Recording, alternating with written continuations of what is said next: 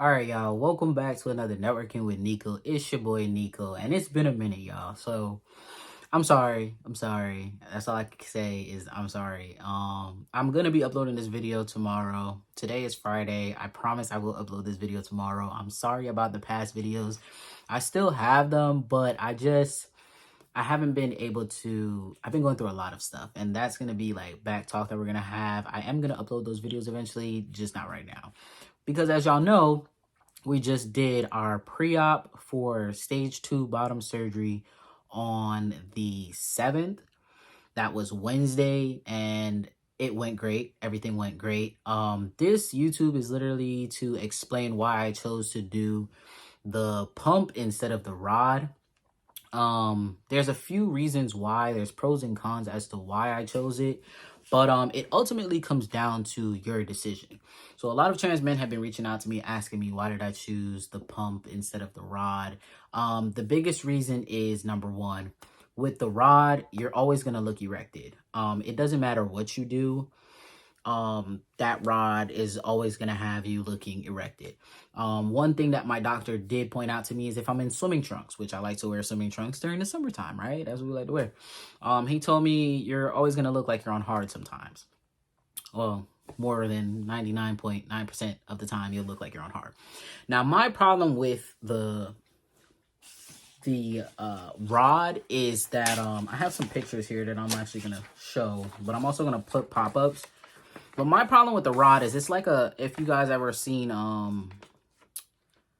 pipe cleaner, that's what it's like. It's like a pipe cleaner. So this video is going to be pretty long, kind of. I don't know. We'll see. But if I'm rambling, just know it's because I'm trying to get all my thoughts out. And it's been a minute since I made a YouTube video. So, yeah. So, like I was saying, we did the pre-op. The pre-op went well. I am healing amazing. I am healing great. My doctor and me did decide definitely that we're going to do the rod, the inflatable penis pump. That's what we're doing. I am only going to have one ball sack due to the fact that he created perfect balls, basically. So the situation with that is I don't need to have the silicone balls placed in because then my balls will look too big. So right now I have the perfect size balls. Of course, with the pump, as you guys know, the pump does come with a ball. Well, the pump itself, I should say, not a ball. And with that pump, it's the release valve. I don't know if you guys can see. Oh, probably not. Let's see. Can I get it to? All right, so it kind of did. So it does have the release valve that's going to go into my right ball. I would say balls, but it's not full, right? It's one, right? Okay, so the pump is going in my right side, he said. So he's going to give me the inflatable rod, and the pump, that one ball is going to go in my right ball sack. Because my left ball sack, I guess, is too big. I don't really know. But he said it's going to look normal and it's going to even out. And I trust him because, I mean, hey, he's my surgeon. He did great work. I haven't had complaints since. I do want to talk about another reason why my surgery is happening as well. As well as me saying I don't have complaints. The one issue that I had for these 9 months, because I haven't seen him since my surgery in November last year. These 9 months, everything worked well. I did have bumps down the road. I don't want y'all to feel like I did not. I did not have a fistula and I did not get strictures. I was blessed to not get that, but I did have issues peeing. So the tip of my penis is uncircumcised, as you guys probably know or don't know. I did not do the circumcision, which is what I'm going to do in stage 2. So on Tuesday, September 13th is my stage 2 surgery. That's when I'm going to be getting circumcised. I'm going to be getting the pump, the inflatable pump, and everything done. That's going to be my final stage surgery. But the one thing that I did have issues with is every now and then I would have issues peeing. When I say I would have issues peeing, it's because of my tip. It wasn't because of the urethra that he created. It was more so because of how my skin healed at the tip. It started to close, and I didn't know that I could have got a catheter, or like he told me, a golf tee. I'm going to post it because I couldn't believe it. But he said like you could have in a sense, stuck it there to open the hole. I didn't know that. I called him real late. Obviously, 9 months later, I called him. I was like, hey, it's giving me a little trouble peeing and stuff. And he was like, yeah, you should do this just temporarily because my surgery was coming up. So when he saw me on Wednesday, it was great because he made me feel better. Like, oh, it's not something serious. My surgery is only going to take an hour and a half. So it's not going to be nothing too long, nothing too strenuous or whatever. But essentially, I don't know if I can show it here again. Let me see. I'm not really gonna edit all of this, but this is one of the pumps that's going in me, and then it has a reservoir, obviously, that holds air, and then that's the pump. So that's all the things that's going inside of me are these things. I'm also gonna show a picture here so you guys can see it clearer, because that's just the picture he gave me for post-op. He gave me my post-op paperwork, how to take care of it.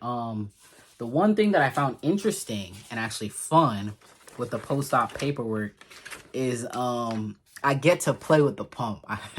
I know I'm smiling and it's funny, but it's funny to me because I get to play with my wee-wee, like literally, like I get to, okay, so anyway, for the healing process, because you don't want the scarring tissue to mess up around the pump or for you to get an infection and stuff like that, for the first 12 weeks, you can't have sex, but you have to pump up your pump. Like you have to pump it up. You feel what I'm saying? So you have to do that once a day and keep it inflated for 3 minutes. So it's kind of funny to me because like I can't have sex for 12 weeks, but I have to pump up my wee-wee for those 12 weeks in order to make sure that it works for when after the 12 weeks I can have sex. So I just thought that was funny. I just had to give that side note. But that's part of the process of the healing stage. You have to use the pump. So I think it's kind of funny because like, is he going to teach me how to use it? Because I live in Atlanta, right? And he's in Texas. We're going out there for the surgery, right? And my surgery is to Tuesday. But he changed my post-op. I was supposed to have originally 2 post-ops. He changed that post-op to the end of the month. So I'm only going back out there once to see him. So I'm trying to figure out like how he gonna show me. I think he's gonna have to show me like the next day. Because I'm supposed to leave the following day after my surgery. I'm not going to leave the same day of surgery. I'm going to leave after because he told me that I don't have to stay for this surgery because last surgery, if you guys didn't know or you guys do know, I did stay in Texas for a month, literally because I had 4 post-ops after that surgery and I didn't want to have any issues. So I did stay out there in Texas. It wasn't bad. It was miserable in the hotel, but I mean, Texas wasn't bad itself. But with this surgery, he did verify that I can drive back to Atlanta. I don't have to stay in Texas, and I don't have to see him right after surgery. I can push it out 2 weeks. So we did push it out 2 weeks. But we do want to stay there one night to make sure that I can pee because sadly, I am not getting a catheter placed in. I'm so upset about it, which the catheter is a suprapubic tube, guys, if you guys did not know that. I did have that for my first surgery. He's not giving me it for the second surgery, obviously, because he wants me to pee through my phallus, of course. So I'm kind of disappointed in that because I do enjoy having that pee bag. Like, dude, like the only annoyance with it was the hole in my stomach. But other than that, I enjoyed it because it was like, bro, I ain't got to get up to pee. I could just lay down and then pee just falls out or whatever. So anyway, back to what I was saying. So the reason I chose the pump, and I'm going to give you some pros that I found about the pump, is it's more realistic. The pump, when I say it's realistic, is the breakdown is essentially you're always going to look flaccid unless you pump it up. If you pump it up, then you're going to look hard. Now, with the hard erection, right, I'm going to use this phone because I don't have anything else and I don't want to get banned or anything. The hard erection is, of course, if you're flaccid, it's like this. The hard erection with the rod is you're going to be straight like this. But with the pump, it elevates your penis a little more. So that's just me kind of educating y'all on that. I prefer that personally because I feel like that would be better for penetration. And for down the line, I feel like I will be more comfortable. With the rod, like I was saying, the rod itself, it doesn't inflate all the way. So because it's a Flexi-Rod, right? It's kind of like a pipe cleaner. It's wherever you bend it, that's where it's going to be. So you can bend it up, but it's no guarantee that it's going to stay there, kind of like a Flexi-Rod. Like if you guys ever played with a pipe cleaner growing up or a pipe cleaner in arts and crafts, you know, after a while you're bending it, it's going to stop bending. So that's kind of my issue with the rod. Other cons of the rod is it's no guarantee that you're going to have good penetration. So it's kind of like now I'm flaccid, but I have, like, if I wrap my penis up with 2 condoms or whatever, I can penetrate. So it's kind of, I feel like that's how the rod is gonna be. Don't quote me on it. I don't know. I'm pretty sure some people have the rod successfully. A lot of people steer towards the rod. Here's the pros of the rod, because the rod itself, or the semi-rigid implant, it's this basically, and let me show you. It's basically just a stick going in, right? And that's why I was saying it comes straight and then it bends flaccid, but you're still gonna look like you're on hard. So I don't really like it because of that. Like, I don't know what's on my eye, y'all. Just ignore me, because I'm not editing none of this. But anyway, I don't really like that it's not pumped up. Like, the pump erects. Like, I'm gonna show you here. The pump goes from, you squeeze your ball sack here, and it goes from flaccid to, when you squeeze the pump, it goes up. So that makes more sense to me. Like, that just made more sense to me. And this is just post-op pictures that he gave me, paperwork for me to know what to do or whatever based on the surgery I'm doing. But I told y'all I'm doing the inflatable penile pump. So for me, I don't really like the rod, because I feel like the simple stuff, or the easy way, it always comes out expensive. So yeah, we may say, okay, well, the rod will last longer than the pump, because the pump has 3 parts to it. The rod only has that one stick, and then it has the 2 silicone balls that you put in your balls if your balls are small. They have small, medium, and large silicone balls. So they have different sizes or whatever, but I guess it depends on your anatomy, because like how my doctor made my ball sacks, I don't need anything in it. Like, it looks like real ball sacks. Like, I don't really feel like I need anything in it, and he doesn't feel like it either. So I'm quite fine with it. If you guys do want to see, I'm gonna say it now. I do have Mr. Unicorn After Dark, where you guys can sign up for it. My Patreon link, I'll post it here. That is a way for you to see it. I'm not trying to be a porn star out here yet, because if time does come, I might become a trans man stripper. I really do think I want to do that. But anyway, I do want to get these surgeries across and help you guys understand the different reasons. I do feel like for younger people, the pump is more useful for you, because it's kind of like, if you look at the statistics of the pump, it's made for older people who can't get up, right? So it's actually made for older men. The statistics is they get it at age 40 or higher, and that can last 20 years depending on how often they have sex. For us younger folks now, they give us a time period of about 10 years this inflatable pump is supposed to last, depending on how long we have sex, right? Before it gets broken or corroded with anything, or I don't know, before something goes wrong. Ultimately, they give us about 10 years because we're younger, right? But with the Flexi-Rod, it's the same thing. Like, I feel like if something's to go bad, it's gonna go bad, and you're gonna have to change it out regardless. Anything that you put in your body, you're gonna have to change out regardless anyway. So I want to go with the comfortable one for me, that I think I will like the aesthetics. I will like how it looks. So far, you know, my doctor has given me everything that I can imagine, and then some. Like I say, I'm always complaining about how long it is. It's really long. I can't even fit in a pants. Let me see if I can show you. This is great sweats, but it's just always there, y'all. Like, I don't know how to explain it, but anyway, it's just always poking out. It's too long. I ordered some new underwear. I need to do a review on those underwears, but I ordered some new underwear for the new surgery that I'm about to have. Y'all gonna see me in them. I did buy one extra so I can try it on now before surgery to make sure that if I feel comfortable in them. Because I still haven't found a good underwear. I'm still looking out for y'all to figure out what underwear is good for bottom surgery, but so far, I don't know. But surgery scheduled for September 13th, 2022, stage 2 phalloplasty, y'all. I am gonna go with the pump, and I want to show this again just a little more. No, track this, not my face. Thank you. All right, so like I said, the pump goes in your scrotum. There's a ball that has fluid in it, or it's empty, one of the two.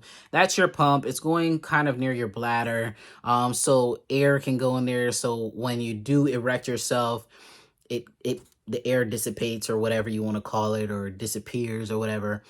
I think this is really good and this is realistic. I'm going with it, man. So this is what I'm gonna go with. I will show better pictures eventually, somewhere in these pop-ups. Like I said, the semi-rigid implant, yes, it is easy. Yes, it is simple. Yes, it's very minute. It's not a serious surgery. But for me, I don't think you guys are going to be able to penetrate the way you want to. There are external devices that you can buy, such as shields, are as we call it. Males use it for small wee-wees, you know. They get coverings. It's kind of like a strap, but it's not a strap. You just put it over your dick, obviously.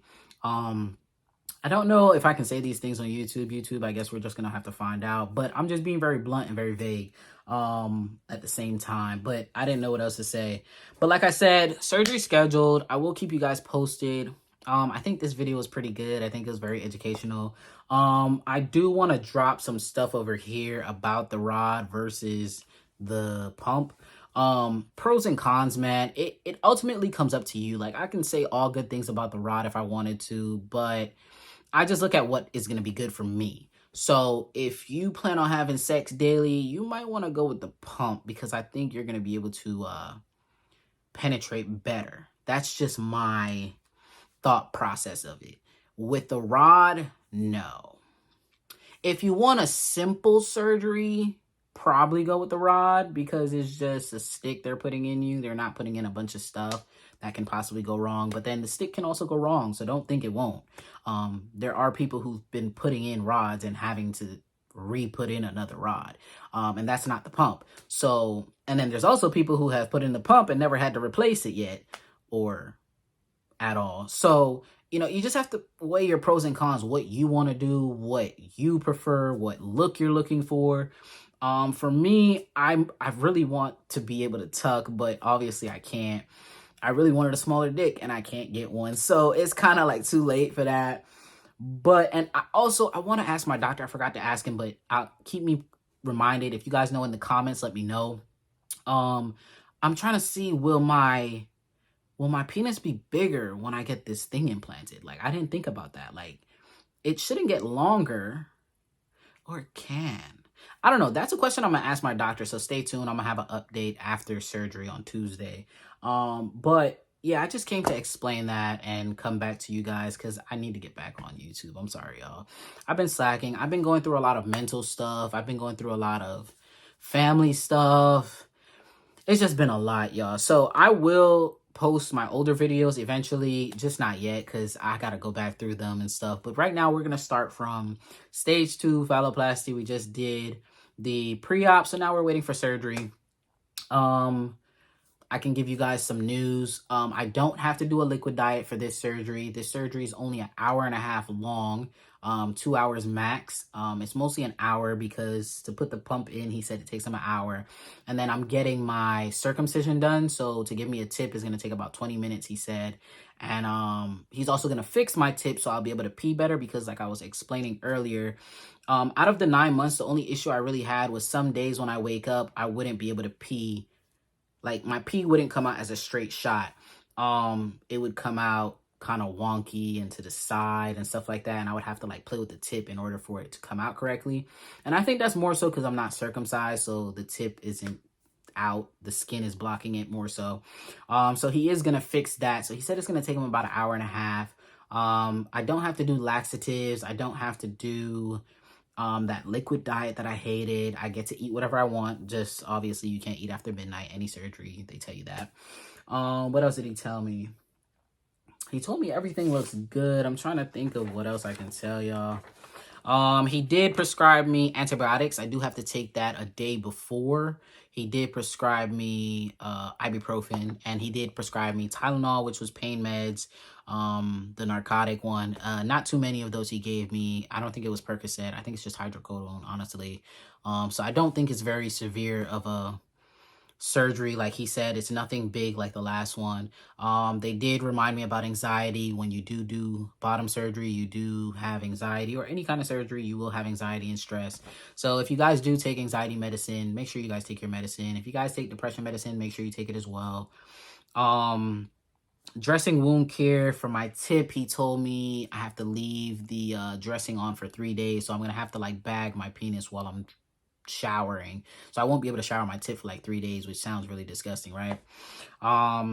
So I can shower after 24 hours. I'm not allowed to have sexual activity, like I said, for 12 weeks. I told y'all that already. You're not allowed to do lifting, anything more than 20 pounds. And I am allowed to walk. So my last surgery, they didn't really want me on my feet. But this surgery, they do want me on my feet at least 15 minutes a day for 4 times a day.